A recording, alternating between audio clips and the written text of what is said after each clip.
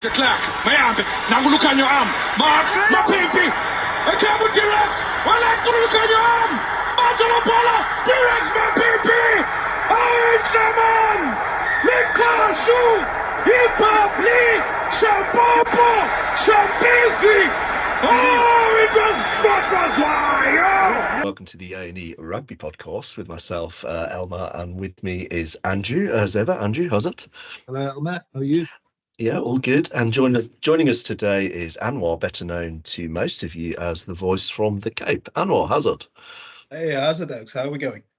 Yeah, okay, as I've said, better than yesterday. Does anybody want to briefly tell the story of yesterday's No, I think we should keep quiet and let you own it. Yeah, I suggest, Elmer, you sort of regale us with your rendition of yesterday's events. Yeah, so we all met yesterday, of course, to record the weekly podcast, and it was a really lekker chat, wasn't it? Really decent. Awesome. We covered the URC, the English Premiership, got really into chasing the sun, and as we were getting towards some sort of conclusion, it just suddenly dawned on me, looking at the little timer in the screen, that we've been chatting for over an hour and 20 minutes, and I hadn't recorded it. So the disaster. I just think I had my head in my lap for about half an hour. What was really funny was I thought you were getting sick with the way you just dropped your hand, and then I looked at Anwar, and Anwar was kind of looking at you and looking at me like, "Whoa, is something wrong here? Is he, is he okay?" And then I looked. I thought, "Oh, I know what this is," and I looked and I saw no numbers ticking over, and I was like, "Ah." Yeah, so that's definitely at least the third time we've done this in 42 podcasts, and I've got a feeling it won't be the last, Angie. There's no we in I. Well, I tell you what, as long as I've known Elmer now, and it's a good over 10 years now, and I mean, when you forget something, if it's anything, I tell you what, there's no person that is going to rain down harder on him than himself. I tell you, I was sitting down last night talking to the missus and telling her what has just happened. And I tell you what, she packed out laughing, but I'm telling you the story of yesterday when Elmer, we were going to, I think it was Fat Boys, and Elmer forgot the tent pegs. I didn't forget tent pegs. I had a massive tent. I forgot the poles. Yeah, well, that's very disappointing because I know you pride yourself on basically having a mini supermarket, Absolutely, and a 5-foot villa attached to your caravan car and everything in it. Standing up, shower, it's all there. Yeah, it's glamping at its finest, bro. It like is my what worst it is. nightmare. It's my worst. Unlike the Springboks, we're very disunited, shall I say. Oh dear. Okay, so well, great to see you. What have you been up to over the weekend? Well, neither of you have commented on my backdrop. Is this because you want to see more of it, or can you take a guess as to what that is? So, for those not watching this and listening on the podcast, Andrew's backdrop is, of course, the Lions logo, who won at the weekend and won extremely impressively, something like 60-70% possession and territory, smashed Leinster. Very good to see. And I actually watched the first half with the voice from the Cape here in Afrikaans on Super. Hey, it was awesome, man. I'm not gonna lie. I'll tell you what. I don't know what you watched, but it was 70%, 30% the other way. It was Leinster that had the majority of the ball. Yeah, it was, and you just struck. Yeah, the Lions killed them. Turnover ball. So I very proudly have the Lions emblem behind me because that set the tone for my weekend. Whether it was, I was so excited after the first 10 minutes that I got to Captain Morgan out and started dagdopping. Hey, nothing wrong with that, off my ear. And now there's something wrong with that, though. Really enjoying it. Carried on, drank my way into the Bulls match, and then my Wi-Fi dropped during the Stormers match, which I think, luckily for me, was a good thing because it just meant that I had a mellow afternoon. But thoroughly loved the Lions. And how was I'm the not- bubble on Sunday, Angie? No, there was no bubblers. There was no bubblers. I can't say the same with regards to the result on Saturday. It was kind of disappointing from a Stormers perspective, being a Stormers supporter, that we've been sort of on a downward trend over the last couple of weeks. And with the upcoming match this weekend, I'm doubtful of a positive result to come out of Cape Town Stadium this weekend, to be honest, lads. Oh, depressing. We'll get So, into that. Well, yes, at least, you should support the Sharks because the Sharks play on a Friday night, so it doesn't really, affect your weekend. They play cock, we get it out the way, hardly anybody watches, and we can enjoy our Saturday and Sunday, and it's not ruined. And we can laugh about it now because it hasn't been for the last few weeks, it's been for the last couple of years. absolutely. I mean, look, the South African teams, there's quite a lot of, I would say, disruption with how the formats of the competitions have taken place, and clubs or franchises leaving this amount of players here or this amount of players there.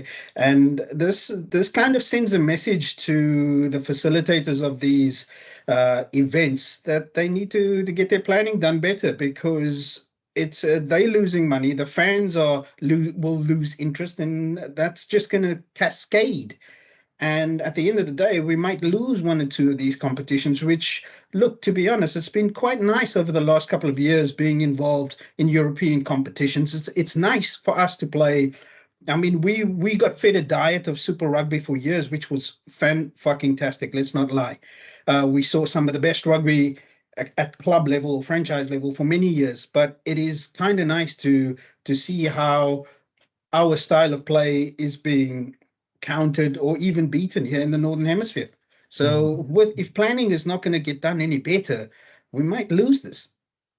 Okay. I think one thing that we can probably agree on over the weekend is, and I know this is not going to come as a shock, but we won the World Cup again on Sunday night. Yes, boy. Yeah, So the combination of that was great. It's funny, isn't it? There was plenty of rugby. All our teams are playing over the weekend, but the highlight of the weekend was the last episode of Chasing the Sun, where we got to relive one of the most stressful, anxious days I've ever had, and probably you two also.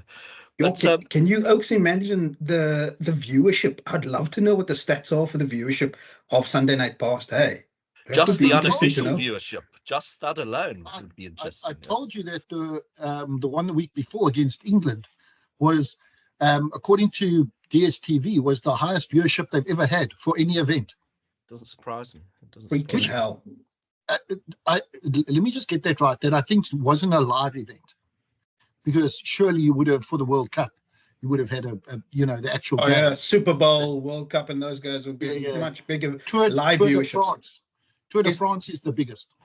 Correct. Well, it's become a phenomenal and acquired legendary status already, hasn't it? And I know we're all excited to talk about it, but let's get back to the URC, and shall we stay positive for a bit before we talk about the Stormers and the Sharks and the Bulls' disappointment? And we'll go up to Ellis Park and Andrew. Okay, it wasn't Leinster's first team, but we know Leinster are a process team, and whatever team they put out is the same rugby. It's we've just mentioned 60-70% possession territory from Leinster. What a job you did, and you're back in the mix. I know you're outside the top eight. The top eight qualify. I think you're 13th, but you're on the same amount of points as those in 7th and 8th place, and it's looking good. That was a swing result for us. Because looking at that, I thought, it does depend on which side they send down. But even if they send not all their first team, that second team or their B team have been turning over the best teams in the URC before.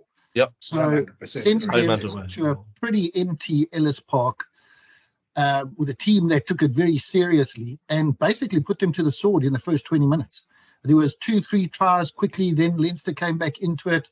The Lions hit them again on the counter-attack, and I think by half-time the Lions were out and away. And unless there was an exceptional turnaround, they were always going to win that. Leinster did come back into it with some of their traditional phase play, where they had huge amounts of phases, and they had 70% of possession. The Lions' defense was very good. But I think, and Elmer, I've been going on about this for a little while, is teams are starting to figure out how to defend better against this island Leinster style attack. And it is an island, like you mentioned on the intro into there. The process is more important than the individual in that. Yeah, I completely agree with you there. And we've spoken about this at length, and we may as well call them Ireland because it's the same style. They're super cohesive, and you have been saying for some time that teams are figuring them out, and that's been a hobby horse of yours as well, Anwar.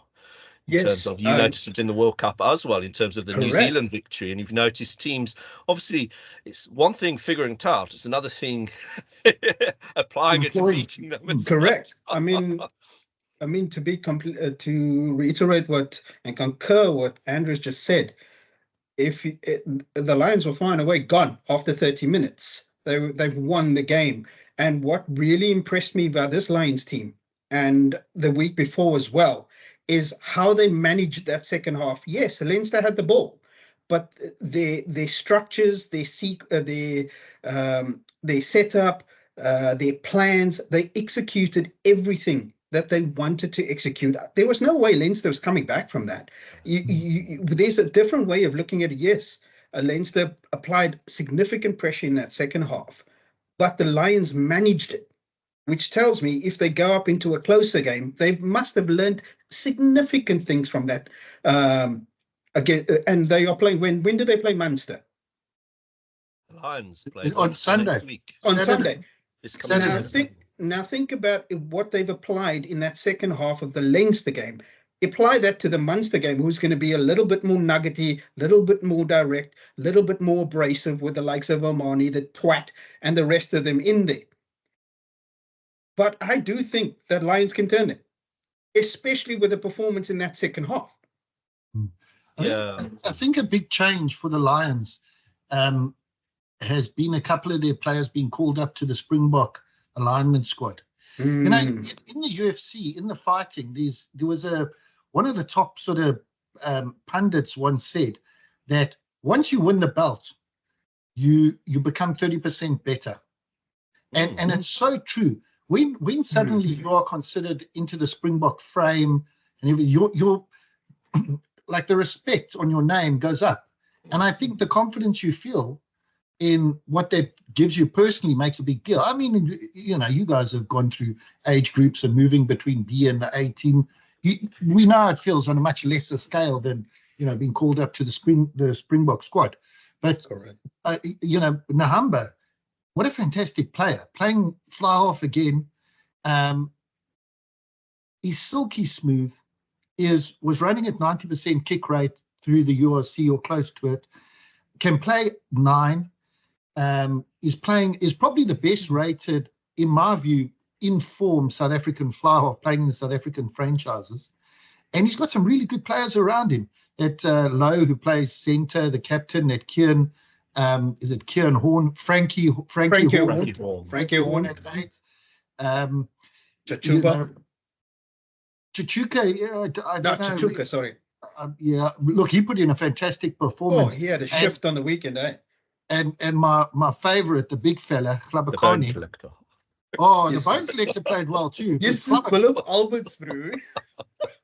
2 years old. Hey, I was laughing. He was still taking skulls, putting in the tackles. He was enjoying it on the week. So I think a team that have the similar to Leinster in that they get consistency of playing the same guys, because nobody gets pulled out of the team to go on the Springbok tours.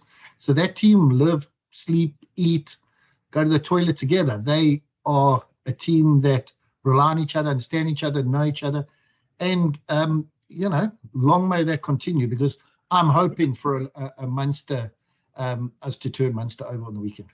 Yeah, and with chasing the sun in mind and seeing how Rassie loves his Swiss Army knife type players, you can cover roles, especially key roles, and key roles with, you know, 9 and 10 is certainly a key role.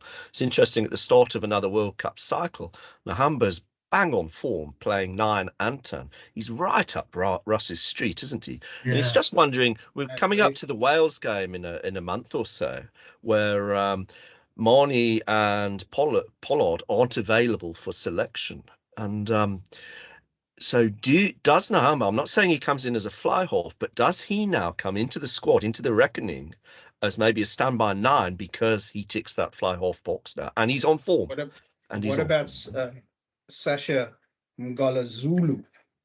He's not there yet. He's not there yet. I agree. There's so much. He's probably the heir apparent. Sorry, he's probably the heir apparent though, because he's quality. He's quality. But what do you think about Nhamba? Do you think he's now he's got a kind of foot in the door almost? The thing with Nhamba is he unlocks or he de-risks the Manie selection. So what he does is, if Pollard's not available, you still have a very good kicking option that you can include and play Manie. So you can take the pressure off Manie if his kicking's off. So I think he completely de-risks that situation. Had we been going into the World Cup this year, they could have picked him as one of those scrum halves, and we wouldn't have been crying about Pollard sitting outside and not being included, because he would have had a really good kicker. The question comes in is, we need to see him under the pressure of wearing green and gold on his shoulders to get those kicks. It's different, it's very different. A lot like that Island 10, hey.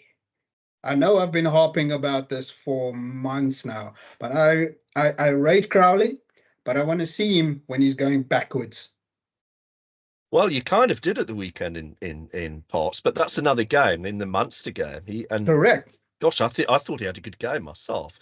Although kicking sticks wasn't so good, but his kicking game and his tackling, his defence and management. His decision making was very, very good. But when the chips is down on an international, when there's 80,000 people screaming at you, going backwards, that's a whole different game. You guys know it. We know what it's like going backwards when we're being pumped by New Zealand, being pumped by Ireland. We know what that feels like. He doesn't. He had it to a degree against England, didn't he, at Twickenham, and to a degree. I don't think he had it all his own way on Saturday. The Bulls, when they started to get their phase work and the forwards were running hard and into the gain line, and they were going over the gain line, and Scott Burger kept saying, why are these guys playing such indirect rugby? All they want to do is spread the ball wide, and the Bulls were doing that. When the Bulls attacked the gain line, man, they were running hard at him. I think you got a first-hand view of, you know what, in July, if you come here and you get selected as the test flower, somebody's coming at you. Somebody's coming at you. And then you had the other fly half playing for Leinster. I think he's actually the first choice. Is it Burns? He's the first choice fly half at the moment. Burns is Ulster. Who's the Leinster fly half that played? Carry on with the conversation. I could have sworn it was Burns, but yeah. There are a couple of Burnses around. There's Freddie over in Japan, and his brother plays for Ulster, doesn't he? That's right. or Gaddafi, as their mates call them both. Oh, shit. But no, a great performance from the Lions on the Saturday. So bravo to those. They now host Munster. Very interesting, different, as you said, Anwar, different type of rugby. Munster will be more niggly, more direct, and they'll take a different sort of game to Lions. But I'm pretty confident. I know we'll do the predictions shortly, but I'm confident Lions will see the champions off at Ellis Park. I agree. I am quite confident in that sort of call for this weekend's game. I think they will do well. Okay. Well, if we go up the road to Loftus, a game I know Andrew was saying yesterday he was looking forward to it. I was excited about it, thinking this is proper rugby, isn't it? A very strong Bulls team at home, half decent crowd against the champions. And I was expecting a Bulls win, probably 10, 12 points. Yes, the red card was a big factor, of course, because the Bulls were very much in the ascendancy. But come on, it was a red card from what I'm seeing. So the man was out cold, dude. Yeah, but I mean, credit to Munster, all credit to Munster, or disappointment. Munster are that type of team, aren't they? They're almost like they're a skilled side, but they're willing to have a street fight with you too. Yeah. So I like that about them, though. Pardon? I like that. I like that about them, though. Exactly. So they almost like they can turn it on. They don't play quite the like pretty attacking rugby that Leinster put together, but they put together a very dynamic attack. But their forwards, they have a more abrasive edge. They're just that type. They're led by Manie, and they bring an abrasive edge, which usually the Bulls enjoy themselves. But I didn't think the Bulls, they didn't bring it properly on Saturday. And this morning I was listening to another podcast where, and now I forget who's the ex-Welsh fly half that Dan Bigger, who I really enjoy. He's very eloquent in speaking. Said he was quite happy that the Bulls got turned over by Munster because he felt that they disrespected the competition, the Champions Cup. And then he went on to say, which I quite liked his explanation of, was to say, what you've done there is you've belittled a quarter-final in the Champions Cup. So it wasn't just a league match or sending somebody over, a team over because you had a high amount of points or anything like that. This is the premier competition in a quarter-final, and you demeaned it. And I actually can't disagree with him myself. I don't disagree with that at all. I think we should have gone for that one, because the Bulls are always going to be in the URC. But Jake's got his and look, Jake was the guy that taught me how to play rugby, and he's got a very firm way. Do you know that we were playing the one time, and I was fly half, and he told me I wasn't allowed to ever allowed to run the ball in our half, and once or twice I did, and he dropped me. Hey. Just so he rules with, this is what I want you to do, and this is where, and if you don't, I will drop you. And I can't imagine that he's changed too much. The books I've read about him where he's been involved and the people watching, and I'm sure he has exactly the same stance at the Bulls. That's why he got kicked out of the Sharks. The guys didn't like his autocratic way of dealing with things. So they pushed back against him. He left there. And I can imagine at the Bulls, they're more accepting of that because just because of the culture, they want to be told and that kind of thing. Yeah, I agree with Dan Big O. We should have gone there with a full pack, given that a go, and then come back into the URC and had a go at that. But all credit to Munster. We look a very good side, and look forward to hosting them at Ellis Park for their annual hiding. And a bit of wishful thinking. Okay. I think you have a right to be confident about that. I really do. If we go down to the other game in South Africa over the weekend, which was in Cape Town, where the Ospreys, who, although they've run into form of late, they have a few players in the Cheetahs bolstering their ranks, I don't think anybody was expecting them to go to the Stormers with 4 games left of the season and turn the Stormers over. Another disappointing game, and another disappointing game for Manie Lebok. We all went through the mill with him last year. We could see the potential and that the kicking was letting him down, but the kicking is not just letting him down kicking sticks. He's loose kicking all over the park, as it was last week, as it was the week before, and it's seriously hurting the Stormers. He's not the man responsible for the Stormers coming off the boil, but he's a contributing factor playing in such a key position. And as a Stormers supporter, Anwar, what's going on with the Stormers now? You know what? You just you touched on a couple of things there that I'm going to sort of expand on. Going off the boil is one thing, yes. And I know we had a discussion last night, and I sort of took that away and went to go looked at a couple of videos again afterwards. And I agree with both of you. Our pack is shit. We need some oaks that go mood oaks, and we don't have that. We got a lot of showboat, and we got one Okie, Efan Roos, who can hurt you, who can take the ball forward. But we've got a Frans Malherbe, of course, the Golden Goose. But that's about it.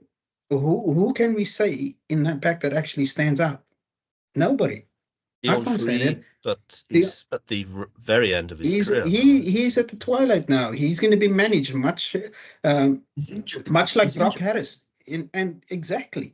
Going back to Manie, we watched the game. It was an awful game of rugby for the Stormers. So many handling errors, so many rugby errors that you don't expect from this kind of team that when they razzle dazzle, they razzle dazzle. But you talk about Manie being off the boil. For me, there was a lot of things he did was like he's trying too hard. He knows he's going through a bit of a patch, that nothing's really going the way he wants it to go at the moment. But he's trying too hard. I mean, there was a kick that he kicked straight into the Ospreys winger's hands for a try. I mean, for The someone no-look the no-look kick, for someone that has such vision about the game, you can't tell me you didn't see that Okie there. I've got an opinion on this. I mean, Manie is the linchpin. He's the general. Generally, his a fly half does take that role on, especially in South African rugby. More so in French, it's the scrum half. In South African rugby, the fly half is the general, and he has grown into that role. What we did see in the World Cup was Manie, who clearly is a fantastic ball player. He struggled with his kicking, and where he got a lot of compliments was the fact that people said, well, he can just brush it off and carry on. So the one didn't affect the one didn't affect the other. But the sharp other side of that is now both aren't working, and it doesn't seem to be affecting him. So you can't just carry on being loose with bad kicking in and out of hand and off the floor, and then your play is not very good either. Because as a player, and this can be across any sport, is when you're not playing well, you have to go back to the basics. I mean, how often do you hear the top sportsmen, cricketers, everything say, just get the basics right, But Manie doesn't go back to the basics. No. He just carries on. So yeah, it's like he's doubling down. Yeah, exactly, which I think is that double-edged sword that's my point. So now, why he must be not getting proper feedback from the coaching staff, and the coaching staff for me need a little bit of a refresh. I think Dobbie could be under a bit of pressure, but you can't have a fly half that's not playing well, and you saying just even do more. Do your thing. It's not going to. No. Yeah, because it doesn't work. So he's just got to play a little bit more safe until your confidence comes back, and then do that. We know he can do it. He's no doubt. Yeah. But I saw him kick two balls that I think one was actually backwards, but the other was like directly in line with him. And this is an international guy who actually drove South Africa to the World Cup final. He actually he drove it. Pollard came in and finished it, but he drove us there. And where's that guy? What's going on? And again, I think it comes down to some of the management and, do these guys become too big for the game in their clubs because of what they've just done? I don't know, but somebody needs to tell him, listen, Manie, just go back to basics, play your game, get your confidence back, do the basics right. You're leading the team. The other guys are seeing what you're doing, and nobody, people are in bad positions and the team's losing. You need to do better. 100% and because at the moment, the Stormers, they're 1 point above the 8th place. So the qualifying mark for the top 8 in the URC. Now they've got 3 games left. They're at home again this week. I think they're hosting Leinster, and then 2 away games. I mean, quite possibly Stormers could be out of the reckoning. After winning it 2 years ago in the final last year, and find themselves with no European rugby next year. Imagine the loss of revenue if that should happen. But that I can't even comprehend that. I can't even comprehend the Stormers. The fucking Stormers. I mean, what? It's unacceptable. And my view is that Dobbie is under pressure. I was sitting on the weekend waiting for this game to come on because I've always enjoyed watching the Stormers. Always a good side to watch. And luckily, my Wi-Fi kept dropping because I think that maybe saved me a hangover. Well, typical Stormers are just shit at the moment. Typical Stormers. Yeah, the pack is weak. But they're forcing so much that loads of knock-ons, loads of unforced errors. Looking for things that's just not there. Well, the thing is, when they click, it's fun, and 2 or 3 times in every game they click. but it's not enough at the moment because the Yeah, but- opposition pack's too good. So the Stormers scored a couple of wonderful tries at the weekend from their own half. It's good enough at the beginning of the season. It's not good enough at the end of the season when these other teams who, through doing less circus tricks, are outscoring them. And they're in the groove and they're playing knockout rugby, like almost like World Cup rugby, keeping the risk to a minimum. Yeah, let's look at. I mean, we haven't spoken about the Ospreys. How good have they been? They've got a clean sweep across the South African teams. They go to the Bulls. Yep. They go to the Bulls this weekend. They had a hard fight against the Lions, but I was very impressed with them. I was like, wow, this team are a lot better than I thought. They outweighed us by 70 kgs, 80 kgs, which is unusual. But and then I thought, oh, you know what? They've just put all these big guys in. They didn't. They beat us properly up on the Highveld. Now they've gone down to Cape Town. And I thought, you know what? The Stormers are going to see these guys off. I just hope they click. So you're always excited to watch the Stormers because you know what they can bring. Didn't happen. They cleaned us up. Now they go to the Bulls. Now, if they beat the Bulls, I think they're the first Welsh side that would ever get a clean sweep against the South African sides. Yeah. That is huge, guys. Listen to what he's saying. That is huge. Can you realistically expect Ospreys? Yeah, cracking result for Ospreys, an absolute belting result. And, their players are obviously jubilant and had a decent night out in Cape Town here. But can they go to Loftus and win? Yep, they can. Who here is calling that? Is anyone here going to call a win? If you think about it this way, the Bulls have only beat the Stormers once in 8 times. The Ospreys went down there and dealt with them no problem. I know it's difficult to call, but it can happen. And I think it might. I just think that they'll be riding high. They'll want to finish it off. They've got, there's quite a lot of jeopardy for them, to have the kind of banner of being able to go over there and get a clean sweep. It's not something that teams do much. So, they could. Okay, so two results we weren't expecting. One result I think we were all expecting was a Sharks loss at Glasgow on the Friday. As a Sharks supporter, what I did see is I saw they've played with a bit of endeavour, to be fair to them, or commitment. But we expect nothing less from teams defensively, but offensively so poor, remedial almost. I think yesterday, Andrew, and we were chatting about this. I think you described them as inferior to schoolboy rugby. That was exactly what I was implying. I was watching some of the schoolboy rugby on Saturday afternoon, which was better than the Sharks game and how they played on the Friday night. How you cannot pass the ball to the guy next to you because he's running in front of you? How is that even happening in professional rugby? And none of the guys could catch the ball. Every time they got into a tackle, they knocked it on. These guys are they're professional rugby players, and that was drivel. I feel sorry for anybody that paid money to go and watch it, and just to harp on this point, you switched the TV off after 15 minutes. Mm. Yeah, and you talked me into watching it again. Well, again, like I said, I'm like, how are we going to talk about rugby on our rugby podcast? If you don't watch rugby. and like I've said, the Sharks don't play rugby. So I don't know what sport they play. But I laugh, but if I didn't, I'd just tear my hair out. But the Sharks have been like this consistently all season, and it's just been masked of late because all the Springboks have returned. But even in those games when they've been winning and not winning convincingly with the Springboks players, they've still been making these fundamental mistakes consistently through games. There's a lot of change that needs to happen at the Sharks.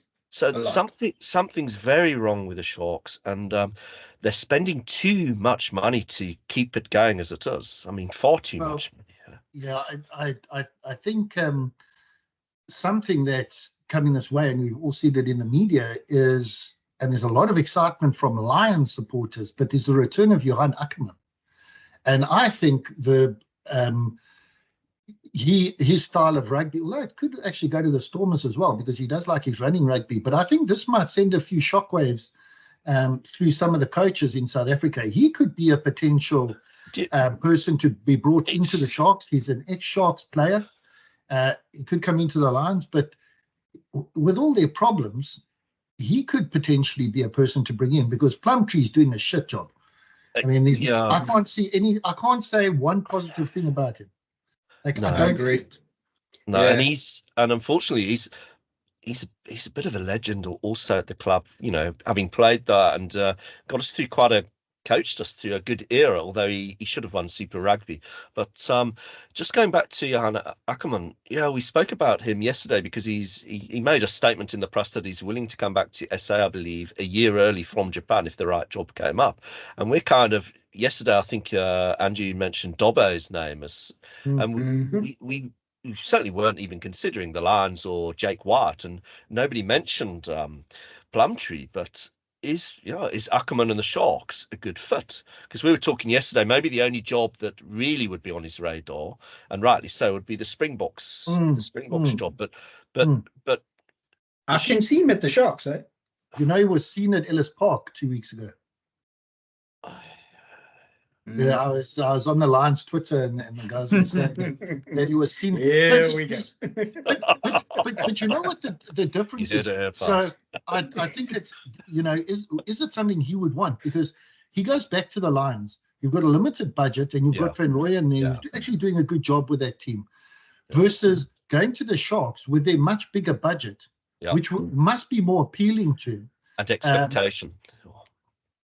Pardon? And expectation. What do you mean expectation? Well, he'd be going to the Sharks with a lot more expectation than if you went to the Lions, in terms of expecting him to win something, win trophies or compete at the higher end. Yeah, especially with the resources that he has available to him, the players. I think for me, when I look at the Sharks, I think they need a much firmer hand on top than Plumtree. I think Plumtree. So would Ackermann be a good fit for you, do you think? In my opinion, yes, because he's someone that's driven by structure. Look what he did with the Lions. But that doesn't always work well at the Sharks. They don't like that. Their lifestyle is. You look at why Jake got out, because the players revolted. Because he told them players. I forgot about that actually. He told them to be at training at 8 o'clock. They were like, "No, we want to go surfing at 9. We'll come afterwards," and so it didn't work out. So, you know, a true story. Johan Ackermann, would he fit in there? He's probably less of an autocrat or a dictator than what Jake is, because Jake's very set in his ways. Been very successful. Let's not, knock him for that. But Ackermann might be. I still think will be sniffing around the Springbok job, because the coach is vacant. Rassie could become the director of rugby, or he picks himself for different roles, depends on what he feels like. But make no mistake, he's driving the bus. And Rassie and do Rassie and Johan have a relationship at all? They used to play together. Well, they used to play together. They would have been in the box together. I don't think they ever crossed, because Ackermann was with the Sharks and the Bulls, and Rassie was with Free State. Was it Province and Stormers as well? And the Cats, but that's through the Free State. So, but you would think that they could work it out. I think it would be that's the one piece that is missing a bit in the Springbok setup, isn't it? It was always a bit suspicious. I thought originally that with Jock being on a 2-year coaching sabbatical at Leinster, he would come back in for 2 years running to the World Cup. But maybe something fresh. I think we need something fresh, because, it's going to take something more than saying it's for the country to win the next one. Yes. It's going to have to be something different for us to win. We sung that song already. Well, a new song needs to be sung now. Seems to me, watching Chasing the Sun, although we'll get onto it, it's having different people say that same message, isn't it? People who don't normally talk, whether it's Peter Steff or Jacques Nienaber, say, "Oh, he's saying it also," drawing a tiny bit more water from the well, if you like. It was, and again, just so those slow walks that Jim Hamilton does with the players. I'm sure you've listened to a couple of those, and the ones that he did last week were the ones he did with Peter Steph de Toy and Damien de Linde, and there was a couple of others, and Artie Severe as well. So there was 5 of them, and he got asked, which one did you enjoy the most, and who you looking? And he said, well, the one was with Peter Steph de Toy. And he said, interestingly, when I spoke to Peter Steph de Toy and Damien de Linde, when I asked them, like, what was it that galvanized you? How did you get through those games and everything? They sung off the same hymn sheet about what it meant for people back home to have the flicker of hope on a weekend and get you through the week, and things are going wrong there. And he said Peter Steph de Toy was almost in tears, and Damien de Linde was like very open and spoke very well about it. And he said when he spoke to Arnie Severe and the Kiwi guys, he were like, what was your drive? And he said, it was all about strategy and about us doing this to win this. And it wasn't like that human connection. Obviously, it's big for New Zealand. I mean, they this little island, thousands of miles away, that produce these like top-class rugby players off a conveyor belt like no one else's business. Phenoms. But they didn't have that connection. He said there's a reason that they won the World Cup because of this. I'm really looking forward to hearing those when they come out. Absolutely. Thanks for that, Andrew. Okay, back to the URC, just the games at the weekend or the Friday night. Ulster, who seem to be in free fall, did manage a win over Cardiff, although there's a bit of a blow up on social media and a bit of controversy there. I didn't, regarding tackles and knock-ons. I don't know if you wanted to say anything about that, Andrew, but... what? I wasn't listening. The Ulster v Cardiff game on the Friday. Yeah, so I didn't watch the game because I put myself through the Sharks debacle. I don't learn. And I'm not even a Sharks. I support the South African teams, but I'm not a Sharks fan. Yeah, exactly. But they did have 2 incidents that I think had, Twitter blew up. I handle our A&E Rugby Podcast Twitter feed, which I must say is highly amusing, even if I say so myself. You're winding the fuck out of us. Yeah. No, I'm actually quite tempered on there. I don't cause trouble and anything, but every now and then for a laugh, it's good fun. But what I did pick up was the Cardiff fans, and I gather through that the Welsh were very upset with what happened in that game. One was the knock-on, which, the ref did the right thing, let the game carry on, but then when they came back, didn't get it picked up for a knock-on, and which was very clearly a knock-on. And then what blew up was somebody went and did research about the linesman who happened to come from Ulster. Oops. So, yes, so just light that up with a couple of sticks of dynamite and throw that onto Twitter, and boom, everybody is having a... And the netizens are at it. and I mean, if you've watched that, The Whistleblowers documentary. Great documentary, that. Which, again, is also on Rugby Pass, which is fantastic. I mean, I have a lot more respect for the refs. I always had respect for the refs. But it does show you, it's kind of like what they go through. It's their chasing the sun, isn't it? And it's like it resonated with me. So I don't believe that anybody goes there to cheat or whatever. So that's a big call. And then the second one was, and this was interesting for me because I know there's a lot of people that see this differently, but that for me was a legitimate tackle at the ball. The guy kicked the ball because he tackled him from behind, but kind of swung around him because of momentum and kicked the ball as the guy was trying to put it down. Now, I know you both told me, and probably know the laws better than me around this, that is a penalty try because he kicks the ball out of... Yeah, technically, yes. But the ref didn't give that as well. And then what happened was Cardiff lost, I think by a point or two. And, of course, Welsh Twitter was ablaze with all of this. So a bit of controversy and unfortunate, but Ulster sneaked away with it, and good luck to them. Okay. Yeah, in other games, Benetton absolutely destroyed the Dragons at home, 36-19. No surprise there. Connaught beat Zebra, destroyed those at home. No surprise there. And Edinburgh beat off the Scarlets. at the moment, the table, I mean, Leinster running away with it with 54 points, Glasgow 53 and Munster 48. Bulls in fourth in 46. Below those, it's 42, 40, 40, 39, 39, 39, 39, all the way down to 13th place. It's all for grabs now. It's a must win. Congested. Must win every game. Table. Yeah. And first game up this weekend. Thankfully, Sharks play a Friday again, so it won't ruin my weekend. Away at the worst team in the league, the Scarlets. So what are we calling, gents? Scarlets win? I don't know. If the Sharks catch it. I'll go for a Sharks win. I would call the Scarlets to win at home. I think it's probably one to avoid. The fence is hot. I'll be watching the first 10 minutes, I promise. Then we go Ulster at home to Benetton. I mean, that's a good fixture. Smoking. I don't think so. I think Benetton going well and Ulster falling off the cliff a bit. So. Not sure there. I will still go with Ulster at home. Probably. Okay. Zebra at home to Glasgow. Glasgow going so well this year. Glasgow there. Okay. Bulls at home to Ospreys. I'll go Bulls by 12.